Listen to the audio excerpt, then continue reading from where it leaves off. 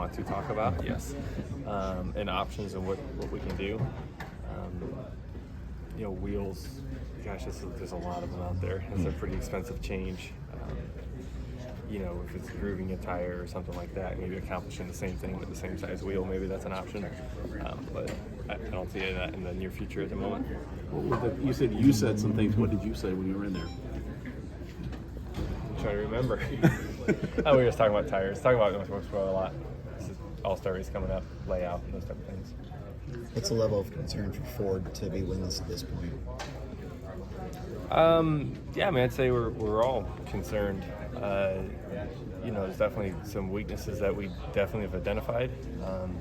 I'd say the urgency is escalated here in the last couple of weeks, which is good, right? I mean, from my point of view, I'm glad that everyone's a little nervous about it, and they're able to maybe get after it a little bit more aggressively.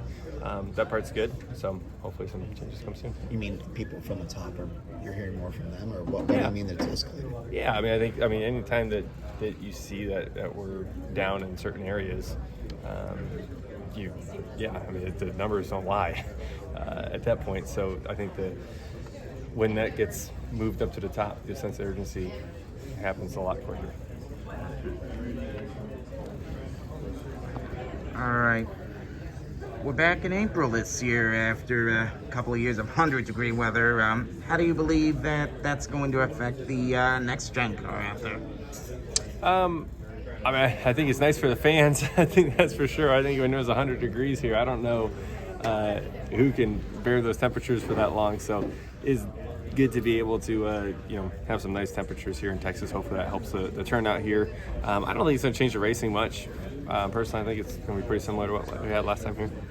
Joey asked Jimmy Johnson when he was here earlier about the things that the drivers want versus the things that NASCAR wants and the team owners want. From a driver's perspective, I'm hearing it may not just be about money, it may be insurance, it may be safety, some things like that with these negotiations that are going on. With what? With just this new contract for TV. It's not just about the TV money. There's other things that that drivers are going to NASCAR about. Can you comment on any of that? Or not really.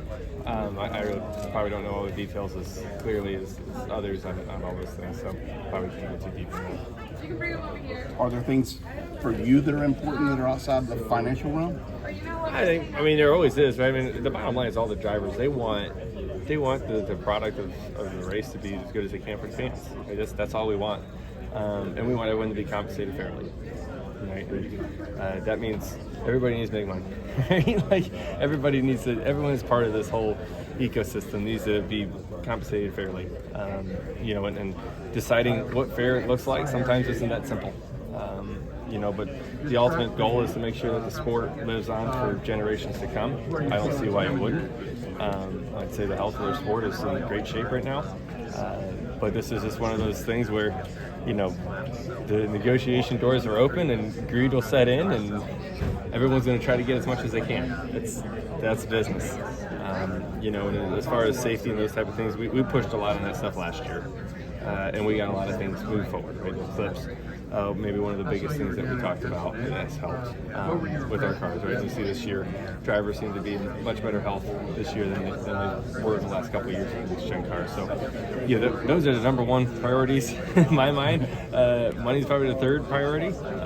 So we're moving along. Can we fast forward next week to Talladega real quick? Obviously, you've had decent success at super speedways. On top of it, it's right after the 60th birthday of Mustang next Wednesday. So just talk about what that will kind of mean if you guys are able to have Ford success right at that time. Yeah, it'd be great. Talladega has been a great track for Ford, for Penske, for all of us. We've been in contention every time we go down there. Our super speedway program is our strength right now. We've seen that in qualifying. We've seen our performance at Atlanta and Daytona so far. So a lot of confidence going into there. A lot of things can happen in Talladega, as we've seen before, and it's always tight. But if we can do our jobs perfectly, I'm sure we can get one victory lane. Because you talk about the tires and whatever, people talk about horsepower. I'm just saying, just the structure of the actual process of testing you guys are committed to doing. I think anybody here, if you ask them to go do a test, they'll do it in a heartbeat. I'll sign up for any time I can drive a race car, because I don't get to drive a race car that much anymore. So I'd sign up any point I can. So then, looking at this year, tomorrow will be 9 races in a quarter mark of the season. So what is the top story? What is the top story for the 22 team and the headline for your team and for NASCAR through the first 9 races? The headline for us, we're not good enough yet. We're making progress though. That part's good. And in the sport itself, I think it's just becoming more and more competitive. It's getting tighter and tighter out there. Details are mattering more and more, which is what we expected with the next gen car. All the cars are the same, so it's kind of getting more closer and closer from a speed perspective. You've had a couple good runs coming out of the short tracks. Obviously, second at Richmond, and then a top 10 run at Martinsville, I believe. It gives a lot of momentum coming into Texas, a place you've won at before. Yeah, absolutely. Definitely. We've got something to build off of now, which is nice. Got some points and starting to move up the rankings some. So we've got to continue that this weekend. Has the mood changed? Because obviously I know you said that Fords have been struggling over the top 3 manufacturers, but compared to the other two, it gives that confidence back in the shop to do well. The mile and a half, anytime, the short tracks definitely mask our weakness for sure. So we'll see what we got today. We've been working hard. Thank you, Joey. That's your reputation on the line, if you're Goodyear, right? If I was them, I don't want nothing that's blowing apart, falling apart, because then it looks bad for your brand, right? So it's a constant balance back and forth of how much can we get to where they're comfortable with, it doesn't make them look bad, but what makes the racing the best. So that's a hard thing. It's a hard thing for them. They're in such a tough spot.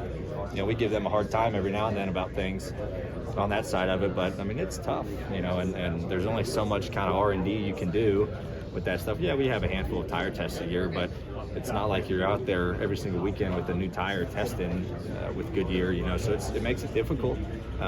So it's a constant kind of trial, error, what worked, what didn't work, and I don't envy their job, that's for sure. That's a tough spot to be in, and but yes, it's that balance of what we need to make a good race and put on a good show for the fans, and what they need to make themselves, look really good.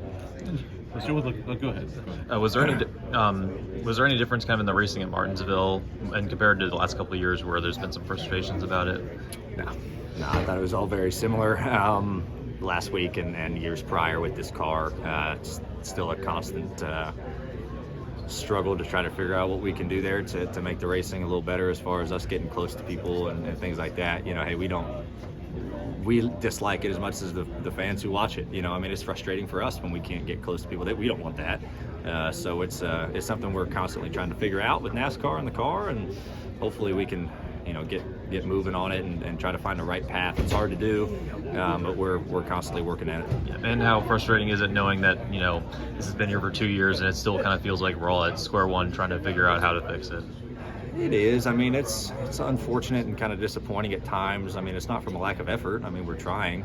We're trying to work with NASCAR the best we can, and NASCAR is trying to do the best job they can. And it's tough to do. You can only simulate so much, kind of in the wind tunnel and on the computer, from what the actual on-track product is. So that's like, what's the best way to go about it? Sometimes you hit on stuff, sometimes you miss it, and some things I feel like we've hit on good. It's like, okay, that's a better direction.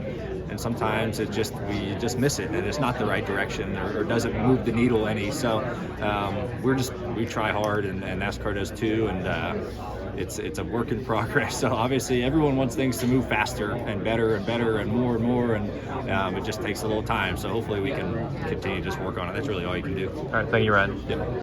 Capture memories with Pawfolio, the ultimate digital pet card experience. Customize, download, and share in 3D magic. Celebrate the joy, milestones, and memories with frames that bring your pet's world to life. Pawfolio, where love thrives in pixels. Explore now at pawfolio.com, because every pet deserves a spotlight. This is Austin Dillon, driver of the Bass Pro Shops Chevrolet. Make sure to hit that subscribe button. Also check out one of those 2 videos beside me. Visit frontstretch.com for more racing content.